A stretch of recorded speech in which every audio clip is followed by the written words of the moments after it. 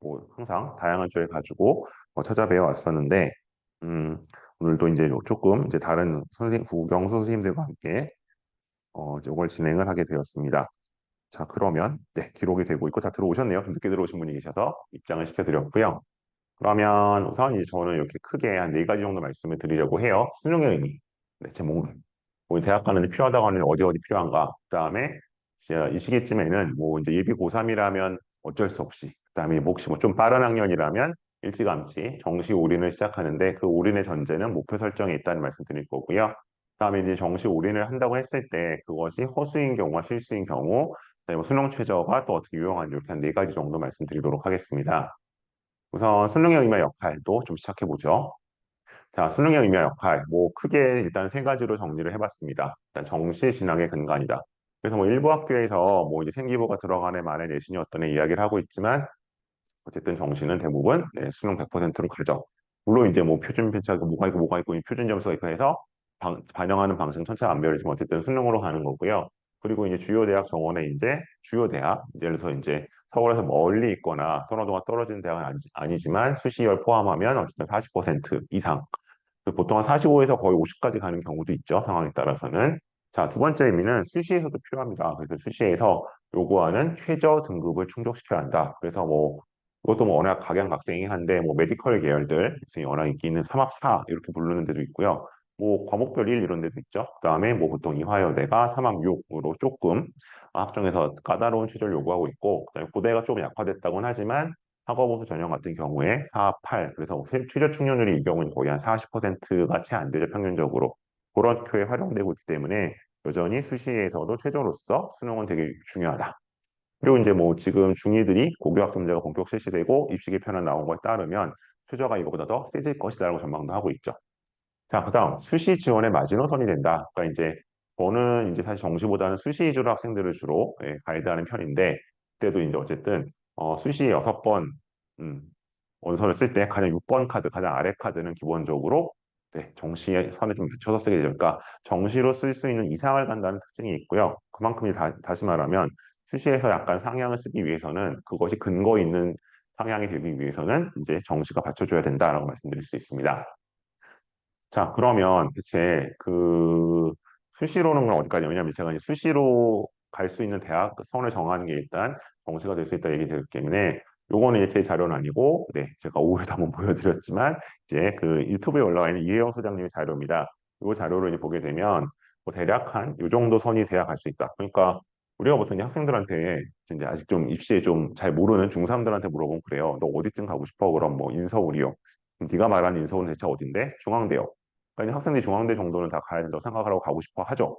근데 그 중앙대를 가기 위해서는 여기 나와 있는 것처럼 수시로 간다면 내신 2.0등급 약 4.5%, 그러니까 전국적으로 해서 4.5%약 13,000명 안에 들어야 돼요. 그러니까 내신 2.0등급이니까 사실은 1등급이죠. 한 4% 정도, 4.5% 정도니까 굉장히 잘해야 수시로 중앙대를 갈 수 있다는 걸 아실 수 있습니다. 그래서 이 정도로 일단 대충 감을 좀 잡으셔야 될 것 같고요. 그러니까 지금 심지어 예비 고3들도 어느 정도 가야 되는지 되게 모르는 분들이 있는데 서영고사성 같은 완전 최상위권 아닌 다음에는 지금 내가 어디를 어떻게 갈 수 있을지 조금 이제 감을 잡으셔야 할 때가 온 거죠. 더 미뤄둘 수 없는. 자, 그래서 여기 나오는 것처럼 근데 이제 여기 나오는 이런 내신들은 뭐에 따라 달라진다? 내가 어느 고등학교에 속했는지 좀 달라진다라고 말씀드릴 수 있고요. 요건 이제 뒤에서 이제 요걸 위해서 내가 약간 미리 보여드린 건데, 그러니까 이제 2학년 2학기까지 하면 어쨌든 내신에 뭐 정확히는 66.6%지만 대략 80%가 완성이 되잖아요. 그러니까 66.6%라는 건 1학년, 2학년, 3학년이 보통 1대1로 들어가기 때문에 3분의 2 정도가 끝난 거고요. 실질적으로 3학년 1학기에는 9등급 내신 나오는 과목이 훨씬 줄죠. 대부분의 학교에서. 그래서 거의 80%는 끝났다고 보는데, 그렇게 봤을 때 이제 내가 그럼 가고 싶은 학교가 어디냐에 따라서 제가 좀 나눠놨죠. 뭐 메디컬. 이건 교과니까 이제 연고성이고, 그다음에 뭐 서울대 연대, 고서성한 중카, 경희시건. 그러니까 이제 이게 조금씩 이제 생각하시면 다를 수 있는데, 야, 연고서성 아니야라고 하실 수 있는데, 내신대로만 보면 연대는 서울대급, 그다음에 여기 한중은 별로 차이가 없고요. 네, 건대도 하나 좀 올라가는 경향이 있고, 이렇게 일단 약간 수시는 배치표가 잡힙니다. 그랬을 때 이건 정말 러프하게 잡은 거긴 하지만, 이제 내가 속한 고등학교에서 내가 예를 들어 볼게요. 난 어쨌든 건대 이상은 가고 싶어라고 하게 되면 A그룹 고등학교에서는 지금 어쨌든 4점 초중반대 내신이 나와야 할 거고, 그다음에 생일반고라고 할 수 있는 2그룹 학교에서는 대략 2점 안팎. 아까 보셨죠, 그죠? 중앙대가 2.0인 거. 그러니까 이제 요거 비슷한 성까지 내신이 나와야 갈 수 있다는 거죠. 그럼 이제 이 결국 언제나 논쟁이 되는 A, B, C, D가 고등학교는 어디냐? 근데 이제 뭐 이거는 뭐 여러 가지 방법이 있지만 그냥 제가 그냥 가장 편한 걸로 말씀드리는 건 이거예요. 수시 실적을 최근 3년을 봤을 때 30명 이상 가는 학교라면 A그룹이다. 그럼 이제 보시면 뭐 대략 여기 나온 것처럼 여기 나온 학교만 놓고 본다면 뭐 하나고 대원외고 요즘 외대부고가 좀 빠지긴 했는데 뭐 외대부고 민사고 그 정도 순일 거고요. 그다음에 그러면 B그룹은 어디냐? 20명 선. 그다음에 C그룹은 10명 선, D그룹은 5명 선, E그룹은 0에서 5명 선이죠. 그래서 이제 요거는 제가 만든 자료가 아니라 이제 베리타스 알파라는 곳에 나와 있는 거니까 이제 요걸로 한번 유추를 해보시면 되고요. 좀 정확히 뒤에 의해 따지신 사실 그게 이 레벨에서는 사실 그렇게 중요하진 않죠. 예를 들어 이제 뭐 경외신공 농성에선 뭐 예를 들어서 내가 뭐 우리 학교가 D그룹이야, E그룹이야, C그룹이야는 근데 여기 보시는 것처럼 뭐 2점 안팎이나 2점 초나 한 0점 플러스 0.3 정도잖아요. 그래서 어쨌든 내가 3학년 1학기까지 내신에 여기까지 올라갈 수 있는가? 그럼 이제 나는 수시를 좀 생각을 하게 되는 거고 나는 영 아닌 것 같다고 싶으시면 이제 빨리 정시로 돌리셔야 되는 거죠. 이제 그런 게 있는 거고요. 그래서 이제 내신 대비 지원 패턴을 보게 되면 뭐 여기 이 학생들은 뭐 사실은 필요 없죠. 그러니까 필요 없다는 게 아니라 이제 수시로 가면 되죠. 수시로 원하는 데 갈 수 있을 거고요. 이제 요 대체로 이제 2점대에서 뭐 보통 2점대 이제 아까 이혜용 소장님 자료 대로 했을 때 중앙대가 좀 간당간당하는 그 친구들부터 이쪽까지는 목표 학교가 보통은 어쨌든 그래도 뭐 연고대 가고 싶어 최소한 한중경은 가야 돼 이렇게 되니까 전략이 이제 논술이라는 전략이 들어오게 되는 거고 수능 최저 합쳐서 아니, 그 다음 그룹, 뭐 대략 한 2점 중반부터 5초까지 이르는, 그러니까 2점 중반이 그냥 뭐 약간 지방 일반고나 뭐 어쨌든 그렇게 실질적인 안 좋은 일반고로 생각하시면 될 것 같아요. 그럼 이제 여기는 그래서 이제 경외시권 정도를 가려면 이제 학종에서 약간 중하위권 그리고 여기는 이제 어쨌든 기본 라인은 어쨌든 동홍수 국까지 라인이 내려갈 수 있다라는 거 학종으로는 그래서 이제 그 이상을 가려면 논술을 가야 되고 역시 수능 최저가 중요해지는 거고요. 만약에 3점대 밖으로 나간다면 사실은 흔히 생각하시는 이제 인서울, 그러니까 저희가 이제 이 입시에서는 인서울이라고 말씀을 드리는 게 광명상가에서 뭐 이제 여대 여학생 같은 경우에 3여대까지 치지만 이제 거기 보통 잘 안 생각 안 하시죠, 그죠? 보통 북숭세단까지 생각하시는데 그 라인은 약간 쉽지 않은 상황이 벌어질 수 있다. 그래서 이 경우에서는 수시에서는 아마 논술만 남을 거고 논술을 상대적으로 좀 확률을 높이면 수능 체도를 맞춰야 될 거고 예, 그런 식으로 약간 우선순위가 달라지게 되는 겁니다. 일단 수시를 좀 살펴봤고요. 자, 그러면 정시 올인을 그럼 나 해야겠다. 난 지금 정시파야. 근데 그러려면 전제가 뭐냐? 목표 설정이 필요하다는 거죠. 그래서 이제 보시면 요거 역시 이제 제가 유튜브에서 가져온 이혜호 소장님 자료입니다. 그럼 정시로 가려면 어떻게 되느냐? 뭐 이제 우리가 어쨌든 수시에서 3.0 밖으로 나왔으니까 뭐 메디컬 계열이나 서울대, 성대 뭐 여기까지는 잘 생각은 안 하는데 나는 그래도 이제 뭐 건동홍 정도는 가고 싶어. 이제 여기서 그냥 똥내밀 때 이렇게 놓으셨는데 저는 이제 뭐 보면 어쨌든 그럼 내가 건대를 가고 싶다. 건동홍 상위권 학과를 가고 싶다. 했더니 어떻게 나와 있어요? 국어 3, 수학이 3, 9, 3 정도가 나와야 한다. 그래서 이제 아마 이거는 이제 이혜용 소장님께서 보통 점수나 이런 걸로 보여주면 잘 그 학생들이 잘 모르니까 본인이 잘 모르시니까 전반적인 등급으로 내놓은 거죠. 그래서 3, 2, 3이면 이거를 한번 따라 볼게요.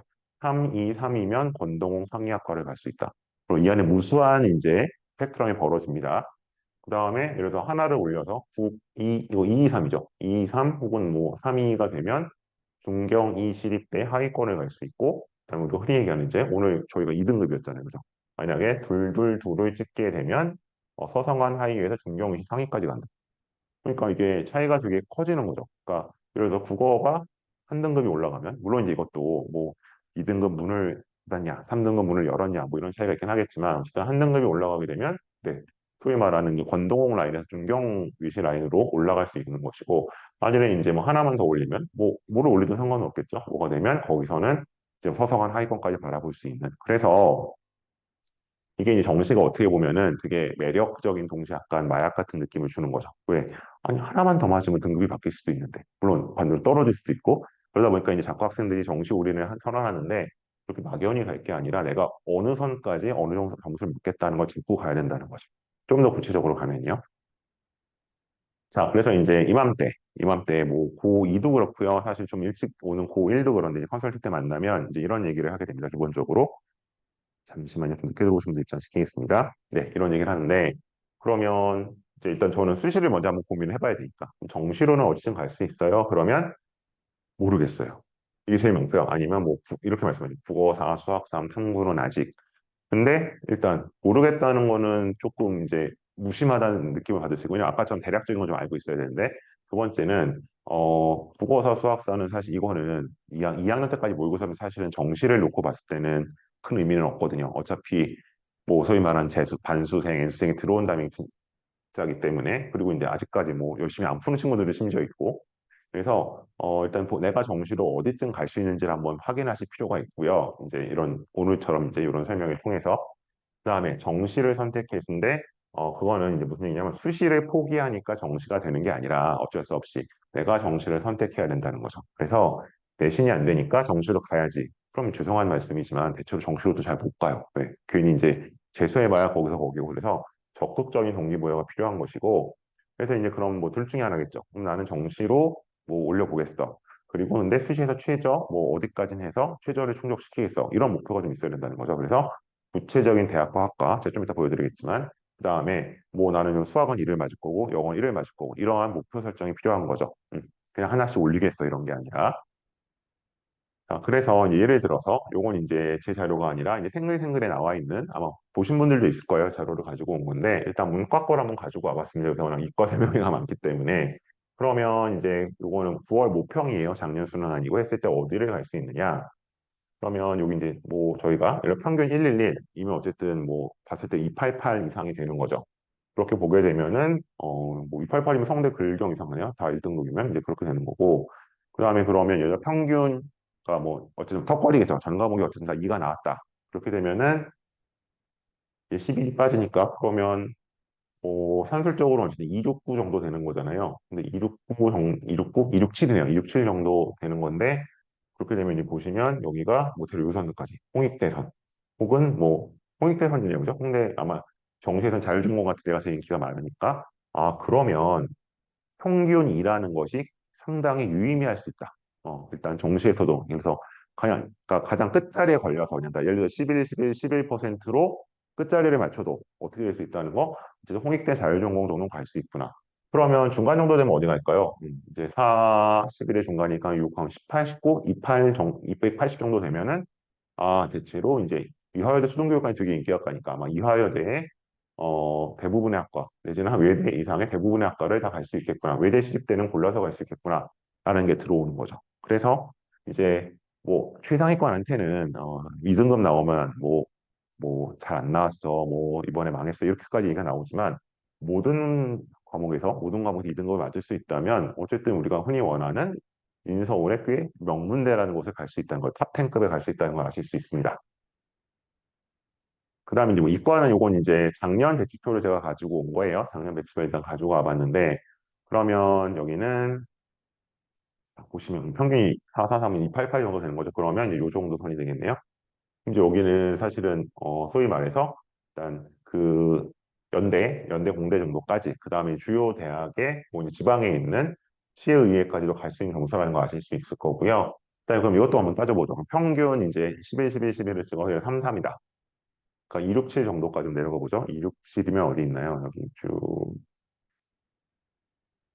269,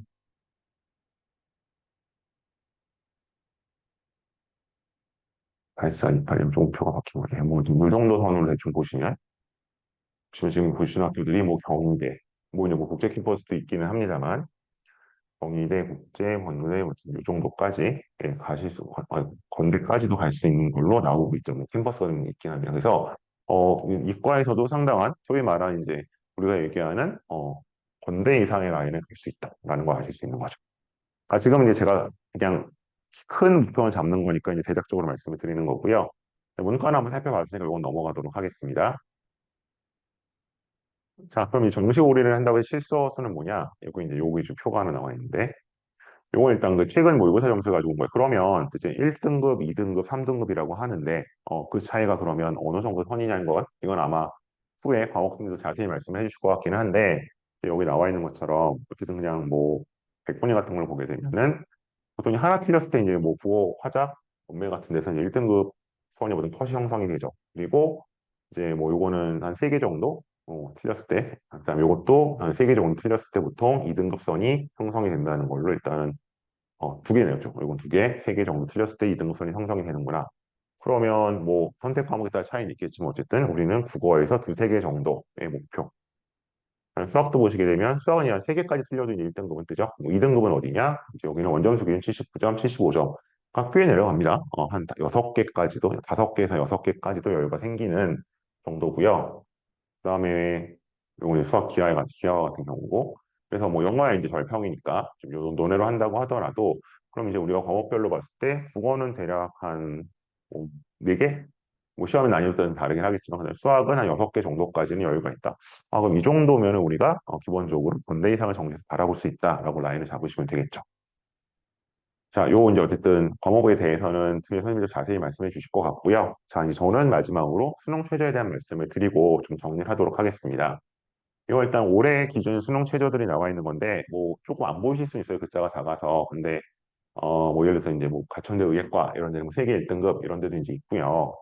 그다음에 뭐 사마 뭐 사마학과 굉장히 참 다양하게 나와 있는데 어쨌든 우리가 정시로 대학을 가지 않는다고 하더라도 본인들이 희망하는 전형에 따라서 그러니까 꼭 그게 메디컬이 아니어도 뭐 예를 들어 연대 활동우수 같은 경우는 내년에 추천도 마찬가지인데 2하 5라는 최저가 들어오잖아요. 그러니까 최저가 어쨌든 당분간은 유지가 될 거고 혹은 상황에 따라 강화될 수도 있습니다. 그런 면에서 보자면 뭐 정시로 꼭 대학 정시간이 병행한다고 했을 때 정시만이 아니라 그러면 내가 이제 필요한 최저를 맞추는 데 있어서도 이때는 약간 전략별로 과목별로 전략을 세울 필요는 있겠죠. 그런 면에서 이제 필요한 체제를 좀 맞춰볼 수 있을 것 같고요. 그다음에 이제 뭐 논술에서 또 아까 말씀드렸던 것처럼 야 나는 어쨌든 수시로는 논술만 가능해. 그때도 역시 이런 이제 최저가 걸려 있는 전형들 뭐 예를 들어서 대표적으로 성대 글로벌 시리즈 같은 데는 최저가 가장 높죠. 3화 5 정도가 걸려 있기 때문에 이제 이런 데 같은 경우에서는 우리가 최저를 맞출 경우 이제 상대적으로 논술이 조금 딸려도 갈 수 있는 그런 형태. 그래서 이런 전략적 선택이 가능하고 그래서 이제 저희가 지금 오늘 이제 저희가 이제 기본적으로 메디스카이 랩인데 아니 왜 갑자기 뭐 2등급 이런 얘기를 하느냐라고 하시는 분들이 있겠지만 아니에요. 이제 메디나 스카이를 가는 데 있어서도 최저는 필요하다는 거죠. 그래서 일단은 저희가 어 과목별로 일단 2등급 정도로 어떻게 맞을까? 3등급과 2등급의 차이 일단 좀 말씀드리는 거고, 그래서 이제 이렇게 수능 최저가 걸려요. 그 다음에 이제 대표적으로 예체능계 중에서는 저희가 이제 뭐, 오늘 이제 미대를 좀 가지고 와봤습니다. 그래서 미대 같은 경우에도 뭐, 이 고대야 이제 고대 디자인이야 이제 고대 최저를 맞춰야 하는 거지만, 다른 학교들 중에서도 이런 최저들이 이제 굉장히 고민스러운 경우들이 있죠. 특히 이제 영어 가산점이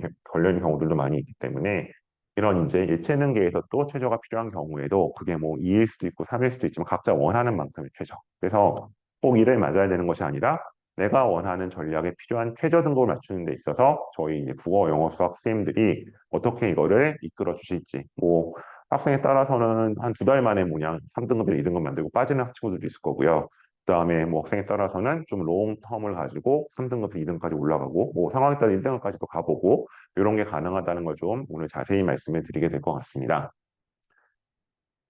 네, 일단 이제 제가 정보를 제공해 드릴 부분은 이 정도인 것 같고요. 그다음에 뭐 이제 기말고사 끝나면 컨설팅들 많이 받으셔야 되죠. 그래서 이제 아까 말씀드린 것처럼 수시를 계속 끌고 갈지, 정시로 갈지, 최종원 맞출지 이런 전략들이 필요하시니까 그런 것들을 이제 일단 저랑 좀 미팅을 잡아서 진행하시면 좋을 것 같고요.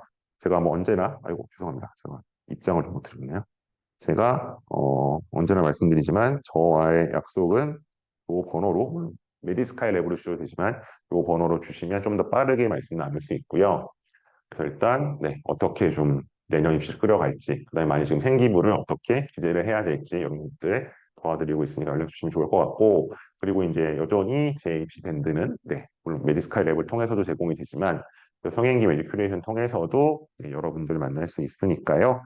혹시 아직도 가입 안 하신 분도 있으면 여기 지나간 설명 영상도 있고 자료들도 많이 있으니까 들어와서 찾아주시면 좋겠습니다. 네, 일단 제가 약간 인트로적으로 대체 수능은 뭐고, 이건 어떤 가치가 있고, 정시 어디까지 갈 수 있고, 대체 3등과 2등의 차이는 뭐고, 간략히 말씀드린 것 같고, 지금부터 이제 각 과목 선생님들께서 구체적으로 어떤 식으로 이 과목들을 좀 전략적으로 끌어갈지에 대해서 겨울방학 프로그램에 대해서 안내 말씀을 드리도록 하겠습니다. 질문들은 채팅창으로 좀 꾸준히 보내놓으시면 뭐 중간중간에 선생님들이나 아니면 제가 또 확인하는 대로 마지막에 한 번 더 와서 확인 말씀을 드리도록 하겠습니다. 네, 일단 제 파트는 이 정도로 마치고요. 잠깐만요. 문과 수능 화면? 문과 수능 화면, 문과 수능 화면을 제가 띄워놓고 빠지도록 하겠습니다. 문과 수능 화면. 요거보다는 좀 그 디테일한 과들이 나와 있는 게 좋겠죠? 이런 거. 네. 이거 제가 한번 보여드렸습니다. 요 자료요. 요 자료, 잠시만요. 드리고 갔네. 이게 근데 열려 있으면 되나? 잠시만 한번 보내볼게요. 아까 어제도 드렸기 때문에 찾아주셨으니까. 그만 자료과요.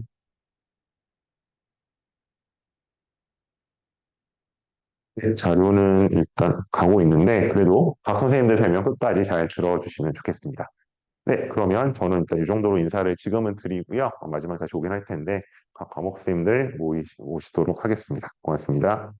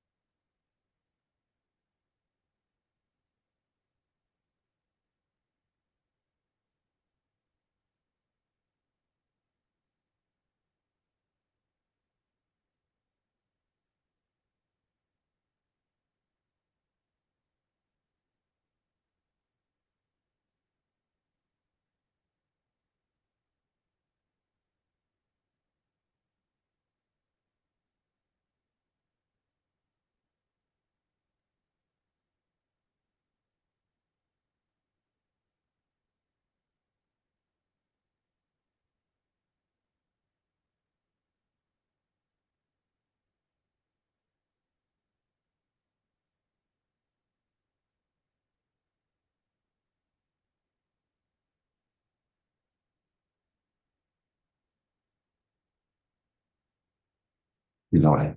말씀해 보시겠어요? 네. 네. 거기에.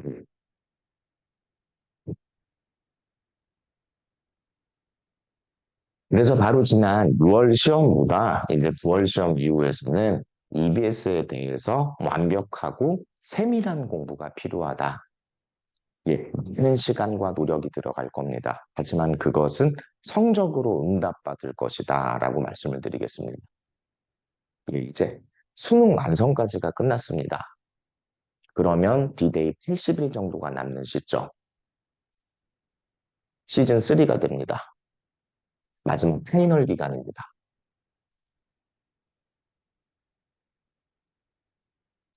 지동에 많은 모의고사들이 있습니다. 예. 그 중에서 뭐 상상 모의고사, 이감 모의고사, 한수 모의고사, 이 모의고사들이요, 온라인용도 있고, 오프라인용도 있고요. 그리고 짧은 것은 파이널 12차까지 나오는 시험도 있고, 파이널 20차까지 나오는 시험도 있습니다. 예, 이 모의고사의 각 재수학원들의 원료고사, 올해 80개 정도의 파이널 모의고사를 준비를 했어요. 그리고 학생들에게 수능에 가깝게 9월 달에 가깝게 출제가 된 녀석. 이 녀석들을 추려가지고 학생들에게 선별을 해서 가르치죠.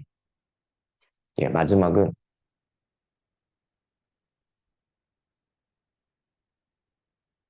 스킬입니다. 우리가 뭐 테크닉, 기술, 요령 이런 이야기들을 합니다. 이 기간이 너무 짧습니다. 금방 가게 됩니다. 이 시간 동안 학생들에게 독해력을 높였습니다. 그리고 EBS도 세밀하게 연습을 했습니다. 훈련을 했습니다. 그럼에도 불구하고 계속 반복되는 오답 때문에 학생들이 고민을 겪는 학생들이 있습니다. 이때 학생들에게 문제를 해결할 수 있는 스킬을 올리는 훈련, 대치동 파이널 모의고사들을 통해서 학생들에게 훈련을 시킬 겁니다. 스킬이 어떤 부분들이 있느냐? 일단 보기에도 유형이 있고요. 그리고 지문에도 유형이 있고, 가나 두 개가 나오는 지문에도 유형이 있고요. 그리고 문제에도 유형이 있습니다. 대표적인 것들을 말씀을 드리면, 과학기술 지문에서 예를 들어서 핵발전 연구소에서 암수죄를 사용을 하는 경수로인데, 첫 번째 경수로가 있고 두 번째 경수로가 있습니다. 위에 나오는 기술은 항상 부족합니다. 세상에 완벽한 기술을 언급을 하고 그런데 문제점이 있는 이런 기술도 있어라는 글은 없죠. 그리고 이런 유형의 문제는 항상 X입니다. 적절하지 않은 것을 고르라는 문제입니다. 그러면 1번부터 5번까지를 다 읽는 것이 아니라 학생이 그 문제를 지배해야 됩니다. 위에 오는 것, 안 좋은 것이죠. 아래 오는 것, 이전보다 발전되고 좋은 것이죠.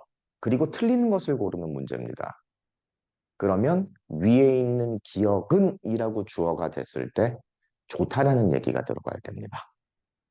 연료 효율이 좋다든지 아니면 예, 다른 기타 장점들이 언급이 되면 이 녀석이 오답이겠죠.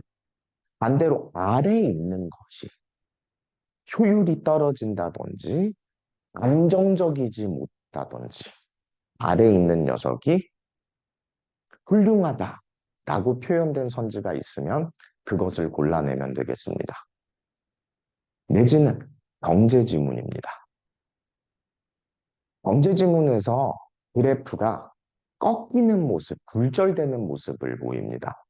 그러면 확률이던 금리던 수요 공급에 관련된 지문이던 이것은 예측을 벗어나게 되는 겁니다. 그래서 그래프가 일직선이면 예측대로, 예상대로 이런 부분을 패스를 시키고 굴절이 돼 있는 상태면 예측과 달리라는 부분을 넘겨줘라. 이런 부분들을 아이들에게 마지막 마무리 단계에 가르치면서 아이들이 그동안 계속 꼼꼼히 공부를 했어도 문제 해결이 부족한 그런 부분에 대한 보완을 하게 됩니다. 공부할 것도 많고, 국어만 공부해서는 안 되고, 영어, 수학, 한국, 그리고 면접, 논술까지 시간이 정말 부족한 우리 아이들을 위해서 정확하고 빠르게 성적을 높일 수 있는 방법들을 연구를 하고 그런 컨텐츠들을 학생들에게 제공하고 정확하게 이해시키고 그것들을 수능에서 적용할 수 있게 체화시키는 훈련을 하기 위해서 올해 2023년도 많은 준비들을 했습니다. 겨울방학 때 학생들에게 보람 있는 그리고 수능 때 웃을 수 있는 그것 때문에 대학교를 가는데 큰 힘이 되는 그런 좋은 양질의 수업을 하도록 하겠습니다. 여기까지 하겠습니다. 감사합니다.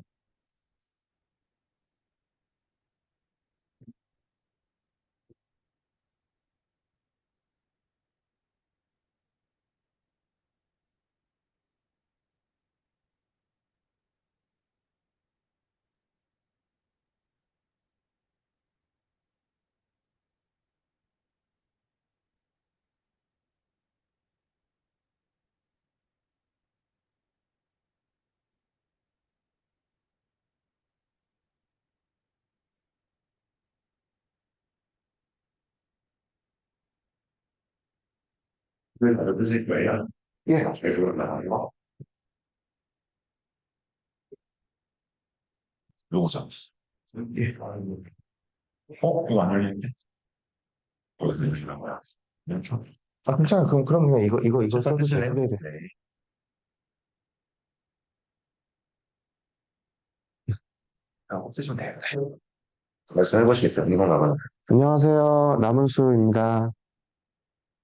한번 더. 네. 안녕하세요. 네,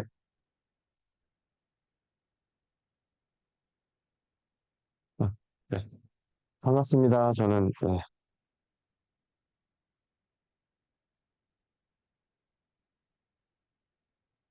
네, 남은수라고 하고요. 저는 이제 수학이에요. 그냥, 네, 수학이고 자기소개 좀 간단히 하자면 이제 저는 서울대 수학교육과를 졸업을 했고요. 네, 그다음에 지금 그 고3 같은 경우에는 그 올해부터 제가 그 상상고등학교 학생들 제가 1학년, 2학년 아이들을 되게 많이 가르치고 있거든요. 예, 그래서 이제 쭉 가르치다가 이제 올해부터 2학년 애들이 이제 3학년을 올려가지고 자, 올해 1년 동안 이제 가르쳤는데요. 좀 약간 뭐 자랑을 하자면 6월 모의평가, 9월 모의평가 이제 수강생 전원 다 1등급, 2등급, 그래서 3등급 이하는 다행히 없었고요. 네, 그다음에 이제 수능이 3일 남았죠. 네, 그래서 이제 뭐또 좋은 결과가 또 나오면 또 이제 설명회 때 제가 또 한번 또 자랑을 한번 하도록 하겠습니다. 네, 그래서 그렇게 하시면 되고 자 이제 오늘 설명회에서 자 이제 그러면은 어떤 얘기를 할까 좀 이제 많이 고민을 했는데 자 이제 3일 뒤면 수능이잖아요, 그죠? 네. 근데 이제 어머님도 혹시 들으셨는지 모르겠지만 이제 9월부터 9월 모평부터 약간 조금 시험에 조금 변화가 있었어요. 그래서 이제 9월 이제 아마 그 이제 3일 뒤에 있는 수능에서도 이제 9월을 따라갈 거 아니에요, 그죠? 예. 그 아시다시피 이제 정부에서 어떤 정책을 내놔가지고 그 6월 모의평가가 끝난 다음에 교육과정 평가원장이 이제 사임을 했잖아요, 그죠? 예. 그러고 나서 이제 만들어진 이제 9월 모의평가에서 이제 좀 약간 어느 정도 시험을 했고 그다음에 이제 올해 수능에서 아마 나타나게 될 특징인 것 같아서 자 이제 9월하고 그다음에 이제 이번 수능이라고 할게요. 음. 근데 물론 3일 뒤지만 자, 3일 뒤지만 자 이제 좀 이제 그러면 기존하고 좀 이제 변화한 특징이 뭐냐? 자 9월하고 수능에 이제 수능에서 이제 기존 수능과는 이제 차이가 뭐냐? 자 일단 먼저 가장 제일 큰 차이를 꼽으라면은 자 킬러 문제가 없어졌어요. 자, 그럼 킬러 문제가 뭐냐라고 하면은, 자, 킬러 문제라는 거는 15번, 그 다음에 22번, 그 다음에 29번, 30번. 이렇게 해서, 자, 이제 아시다시피, 잠시만요. 예, 여기 29번하고 30번 같은 경우에는 기존에 이제 선택 과목, 예, 선택 과목 이제 그 단답형이었기 때문에 매우 정답률이 낮게 나왔던 문제들이고, 그 다음에 22번은 공통 마지막 문항. 그러니까 당연히 이것도 그 주관식이었겠죠, 그쵸? 예, 그 다음에 요 15번은 이제 객관식 마지막 문항. 해가지고, 자, 실제로 작년 수능까지 1등급 컷이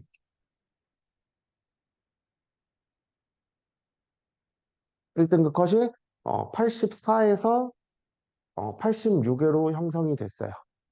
네, 그래서 이제 미적분 같은 경우는 84라고 보시면 되고, 그다음 확통 같은 경우는 86, 87.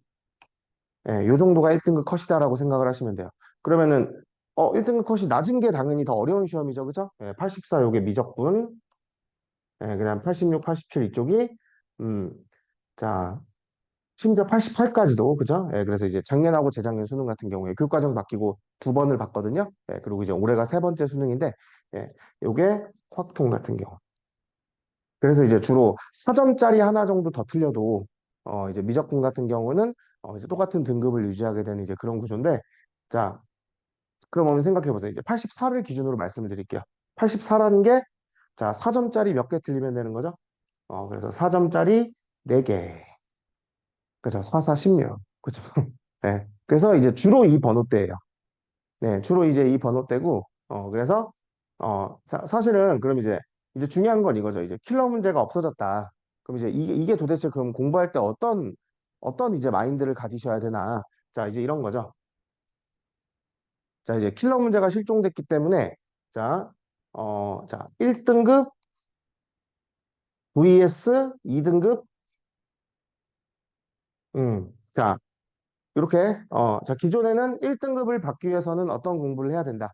자, 1등급을 받기 위해서는 어떻게 해야 돼요? 여기 있는 것 중에 하나는 맞춰야 돼요. 선생님, 여기 4, 4, 16이니까 이거 다 틀려도 1등급 되는 거 아닌가요? 자, 우리 사람이죠. 그러니까 이거는 진짜 되게 옳지 못한 거예요. 그래. 1등급 컷이 84니까, 4점짜리 4개 틀려도 되는구나. 그래서 이제, 그런 문제 하지 말자. 그러면은 빼도 박도 안 하고 2등급 나와요. 경험 있으시잖아요. 그죠? 그래서 이 네 문제 피해서 다 맞추자라고 하면 사람이 다 맞추나요? 아니죠. 수능이라는 게 진짜 본인이 태어나서 이제 처음 보는 학생들도 많을 거고 1년에 한 번 보는 큰 시험이기 때문에 사람이 사실상 막 여기 뭐 앞에 이런 뭐 19번 같은 거, 그다음에 13번 이런 데서 실수할 수 있어요. 그다음에 28번, 27번, 28번 이런 거 하나를 더 틀릴 수 있단 말이에요. 그죠? 그러니까 이런 거 하나를 더 틀릴 수가 있으니까 사람이, 그죠? 사실은 그래서 이제 이런 거를 최대한 다 맞추는 연습을 해야 되는 거예요. 그래서 1등급이 되기 위해서는 그래서 이제 다들 그 뭐 시대인재 모의고사라든지 강대 K 모의고사라든지 어려운 모의고사를 푸는 거죠. 왜냐하면 기존의 수능보다 좀 더 한 단계 업그레이드된 문제로 이 수준이거나 이거 한 시험에 이거 이렇게 이 네 문제보다 한 네 문제에서 여덟 문제 정도 있는 이제 그런 모의고사가 지금 시중에 있는 모의고사거든요. 그래서 이제 그런 걸로 연습을 해서 이제 거기서 이제 만약에 84가 나온다라고 하면은 저도 아이들한테 얘기했어요. 그러면 무조건 수능은 84 나온다. 근데 이제 만약에 이제 딱 진짜 이런 문항들만 빼고 나는 다 맞겠다. 이제 이런 공부법을 선택하면은 그럼 딱 2등급이 나오는 거예요. 그래서 이제 과거 같은 경우에는 1등급하고 2등급 같은 경우에 1등급을 받기 위해서는 킬러까지 다 해야 되고 그다음에 이제 2등급을 받기 위해서는 이제 킬러를 안 하면 되죠. 그렇죠? 예. 킬러 안 하고 준 킬러에만 올인하면 돼요. 예, 이제 이런 방법이었다면, 자, 이제 킬러가 사라졌기 때문에, 이제 이렇게 1등급하고 2등급을 가르는 공부가 필요가 없다는 거예요. 그래서 무슨 말이냐? 결국에 1등급이나 2등급이나 모두, 준 킬러 문제를 잘 맞춰야 된다. 이번에 그 9월 모의평가, 이제 뭐 여러 사이트에서도 다 이제 분석을 하고, 이제 그렇게 돼 있는데, 물론 정답률이 뭐 22번이 당연히 높아요. 근데 22번이 근데 높은데 21번보다 많이 높진 않아요. 그 옛날 같은 경우에는 21번하고 22번하고 정답률 차이가 뭐 2배 정도 차이가 난다. 그래도 이상하지 않았는데 9월 모의사 같은 경우에는 준킬러 문항들을 그냥 9번에서부터 15번까지 그 다음에 똑같죠. 이제 21번, 22번 이런 식으로 그냥 준킬러 문제를 다 뿌려놨어요. 그래서 아마 수학 강사들이 다 뭐라고 하냐면 15번보다도 사실상 13번이 더 어려웠다. 그 다음에 22번보다 21번 틀린 아이들이 더 많다. 예, 이렇게 되거든요. 예, 무슨 말씀인지 아시겠어요? 그래서 이제 지금까지는 이제 뭐 1등급을 위해서는 킬러를 열심히 해야 되고, 그 다음에 이제 2등급을 뭐 예를 들어서 뭐 그 사람에 따라 그럴 수 있잖아요. 그냥 나는 등급만 딱 필요하다. 2등급만 필요하다. 그래서 수시 최저 같은 거. 그럴 때는 이제 킬러 안 하고 준킬러 위주로만 공부를 했는데 자, 이제는 그렇게 하시면 안 돼요. 이제는 그렇게 하시면 안 되고 어떤 번호의 고난도 문제가 나올지 모르는 거예요. 그렇기 때문에 반드시 자, 요 그냥 이제 그러니까 이 킬러라는 게 사실상 여기 보시면 알겠지만 29, 30 미적분에 조금 많이 좀 이제 돼 있죠. 그죠? 예, 근데 이제 그래서 이제 들어보셨을 거예요. 이제 미적분 같은 거 선택한 아이들이 이제 킬러 문제를 많이 풀어야 된다. 이제 이렇게 했는데, 자, 이제는 이제 그런 게 아니라, 그냥 특히 수원수투 쪽에, 예, 여기 준킬러를 정확히 학습해야 된다. 예, 이렇게 말씀을 드릴게요. 자, 그래서, 이해되셨나요? 그래서, 9월 모의평가의 기조예요. 그리고 이제 우리 3일 뒤에, 목요일 날 이제 보게 될 수능에서도, 이거랑 이제 크게 떨어지지 않을 거거든요. 왜냐면 9월 모의평가를 보는 이유가 뭐예요? 아이들한테 수능 이렇게 내겠다라는 거잖아요. 그렇죠? 예, 그래서 아마 요게 그대로 될 거다. 그래서 반드시 수능 끝나고 하는 설명회도 꼭 한번 들어봐 주세요. 그렇잖아요. 제가 이렇게 말하고 갑자기 수능은 이상하게 나오고 이게 도망가면 안 되잖아요. 그죠? 예, 그래서 수능 끝나고도 반드시 한 번만 더 설명회가 있으면은 꼭 참여를 해주시라. 그죠? 예, 그렇게 해서 이야기를 같이 서로 맞춰가는 게 좋을 것 같아요. 그래서 자, 먼저 첫 번째, 자, 킬러 문제가 없어졌기 때문에 자, 수원수투의 준킬러 문제에 대해서 그냥 다 학습을 해야 된다. 1등급이나 2등급이나 상관이 없다. 알죠? 그리고 제가 이제 이 소중한 자리에서 3등급을 받기 위해서 이렇게 해라. 이런 얘기는 안 할게요. 일단은 지금은 1등급, 2등급 위주로 설명을 했고요. 그래서 1등급이 목표건, 2등급이 목표건, 수원수투. 선택 과목이 아니라, 예, 수원수투 공통의, 요 준킬러를 확실하게 해야 된다. 이렇게 일단 말씀을 드릴게요. 자, 그 다음에 두 번째. 자, 1번은 제가 아주 자신이 있거든요. 그래서 여기다 별표를 3개 칠게요.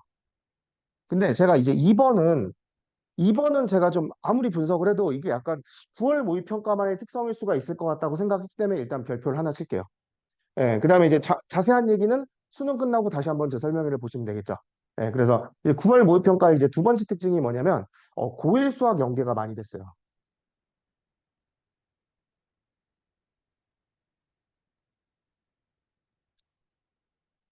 자, 이거 굉장히 무서운 얘기죠.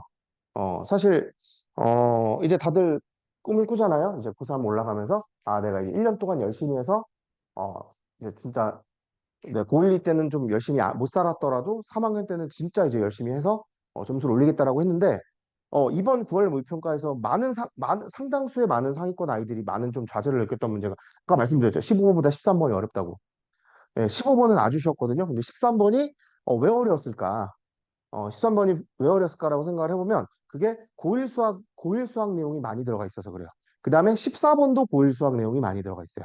자, 그래서 어, 자, 그럼 이제 고일 수학 연계율이 높다라는 말은 이제 잘 들으셔야 돼요. 어떻게 공부를 해야 되냐? 자, 그렇기 때문에 자, 방학 때 수학상, 수학하, 이거 필수 유형 정리를 좀 해야 돼요. 자, 말씀드려볼게요. 한번, 어, 자, 그 방학이라는 시간은 어머님들 한정돼 있습니다. 그래서 국어도 열심히 하셔야 되고, 그다음에 영어도 열심히 해야 되고, 그다음에 탐구도 열심히 해야 되고, 그다음에 이제 그리고 이제 저는 뭐 수학 강사니까 또는 이제 뭐 그냥 수학이 저는 중요하다고 생각을 하니까 말씀을 드리는데, 수학 이번 겨울 방학에 어, 제가 이런 말씀을 안 드리면 이제 예를 들어서 이과 같은 경우에는 미적분, 그 다음에 문과 같은 경우에는 확통 공부를 열심히 해야지라는 생각을 할 수도 있어요. 물론 뭐 좋죠. 선택 과목이니까. 근데 어머님들 선택 과목은 수능 30문제 중에서 8문제예요. 선택 과목이 8문제. 그 다음에 공통 과목이 22문제예요. 일단 이것만 따져도 뭐가 더 중요하죠?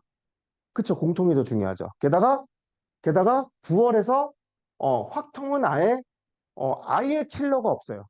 아예 킬러가 없고 이 미적분만 한 문제 정도만 조금 이제 변별을 시도하고 있다 정도의 느낌을 주는 것 뿐이에요. 한 문제 정도만 난이도가 중상이다. 그리고 얘네들은 8문제 모두 중이다. 모두 중이다. 그러니까 사실상 확통 선택자 입장에서는 아예 중킬러도 없는 거예요.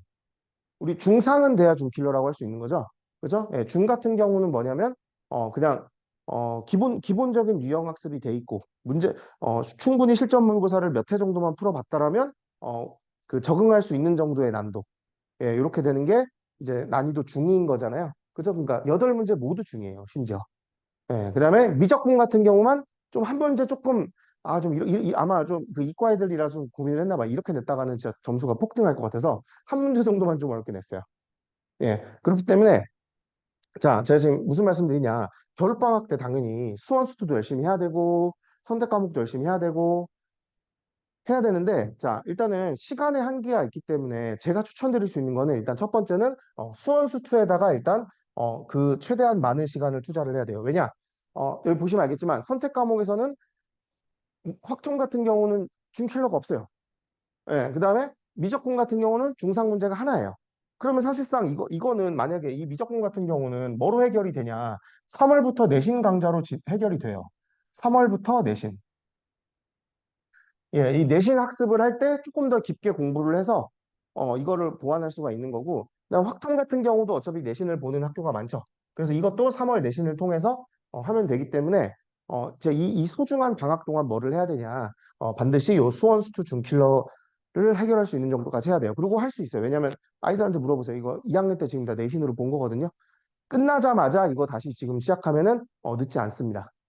알죠? 그래서 반드시 여기다 집중을 하셔야 되고, 그리고 이제 만약에 제 남은 수업을 듣는다면, 이제 저는 이제 어디까지 약속을 해드리냐, 요 고1 수학, 자, 이거 다시 재정리를 한번 해야 돼요.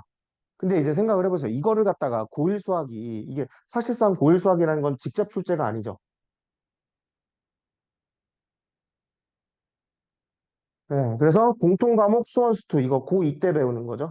네, 고2 때 배우는 게 직접 출제고, 그죠? 그 다음에 고1 때 배우는 건 직접 출제가 아닌데, 이걸 갖다가 만약에 아이들한테 여름방학 때 한다? 그러면 늦어요.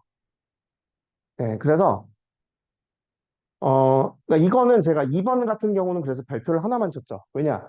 저도 좀 불안하니까 이게 그냥 9월 모의평가만의 특성일 수 있기 때문에 이거는 수능까지 한번 봐야 돼요. 네, 그래서 아까부터 제가 여러 번 말씀드리는 게 수능 끝나고 설명회를 진행하면 그때도 꼭 한번 참가를 해달라. 예, 그러면 이제 제가 이거에 대해서도 확실하게 다시 말씀을 드리는데 일단 아주 확실한 거는 방학 때는 요 수원 수투를 정리한다. 중킬러까지. 예, 그래서 그게 일단 1번이고 그 다음에 지금 현 상황에서 근데 저는 아마 이 확률도 꽤 있을 것 같아요. 예, 그래서 그 기존에 있는 문제 유형들에서 좀 탈피를 하고 싶은 거죠. 예, 그래서 이제 고1 수학 때 배웠던 거를 좀 어느 정도 깊게 학습이 돼 있어야 풀 수 있는 그런 문제들이 13번 이런 거에 나와서 15번 객관식 마지막보다 그래서 정답률이 낮았던 거예요. 예. 그래서 이제 방학 때 수상화를 다 할 필요 없어요. 예를 들어 수상화에서 뭐 집합 이런 거 필요 없죠. 그렇죠? 근데 예를 들어서 이차 함수 최대 최소 이런 것들 아이들 어려워하는 부분이 있거든요. 뭐 축분리라든지 근해분리라든지. 예, 그래서 이제 그런 것들 필수형들을 정리를 해서 어, 우리 아이들이 열심히 공부를 했는데 그럴 수 있잖아요. 수원 수투하고 선택 과목만 열심히 해서 사실은 그런 걸 이제 저는 뭐라고 애들한테 부르냐면 그 모래 위에 지은 성이죠. 예, 사실은 고1 수학 그다음에 더 밑에는 중3 수학. 이런 것들이 더 바닥에 탄탄하지 않으면 위에 아무리 쌓아도 의미가 없거든요. 그래서 이제 근데 그런 과정들은 나중에 여름방학이나 파이널 때 하기에는 좀 약간 시간이 부족하다. 그래서 이제 제 수업을 들으시면 요 고1 수학. 요거까지 이제 잘 정리를 해서 시험 문제가 어떤 식으로 나오든 간에 우리 아이들이 대처할 수 있게 예, 그렇게 이제 준비를 할 예정입니다. 자, 이제, 일단, 크게 설명은 드렸고, 자, 이제, 뒤에 또 이제 영어 선생님도 있고 하니까, 일단 저는 이제 여기까지 설명을 하도록 할게요. 자, 감사합니다. 뭐 눌러야 되죠? 전체 스택 왼쪽에서 내려오세요. 왼쪽에서 저 선택 탭 아, 주시고 빠져.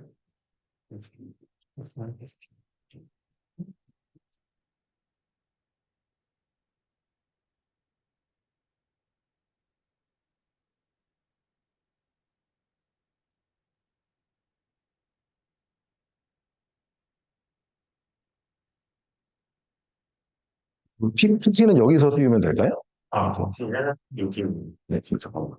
그거 나왔어. 네. 아, 여기 이렇게. USB.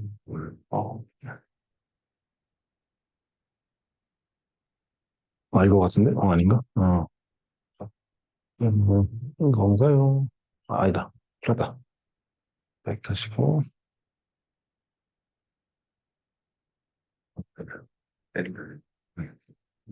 지요?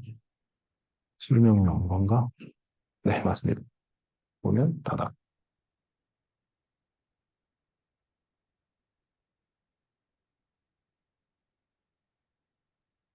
있습니다.